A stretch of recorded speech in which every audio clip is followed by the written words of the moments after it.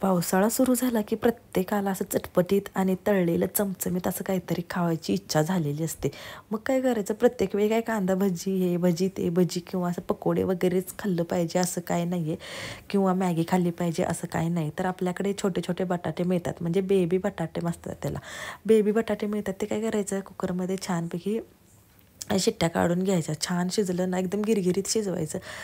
म्हणजे इतकं ते शिजत नाही सोडा, पण छान लागतं. म्हणजे बऱ्यापैकी आपण भाजीला वगैरे शिजवतो ना, तशा पद्धतीनं हे करायला उकडायला ठेवायची कुकरमध्ये. त्यानंतर काय करायची, धने घ्यायचे, जिरे घ्यायचे आणि छान कढईमध्ये चांगले भाजून घ्यायचे, करपून घ्यायचे नाही आहेत. जर तुमच्याकडे धने आणि जिरेची जर पेस्ट म्हणते, पूड असेल तर काही प्रॉब्लेम नाही आहे. माझ्याकडे नव्हती म्हणून मी अशी ताजी ताजी तयार करून घेत आहे. बघा, धने आणि जिरे चांगले भाजून घेणार आहे. त्यानंतर काय करणार आहे, मी ते बारीक करणार आहे. अगदी थोडं घेतलेलं आहे. तुम्ही म्हणाल काय एवढं दाखवते, मी ते बेबी बटाटा फ्राय आहे ना, मी थोडाच करणार आहे.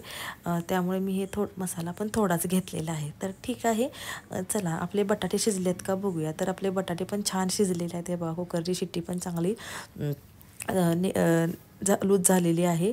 आणि आता बटाटे आपण एका डिशमध्ये काढून घेणार आहेत. शिजल्यात का बघण्यासाठी काय करायचं, हे बघा, तो चमचा त्या ह्याच्यामध्ये घुसलेला आहे.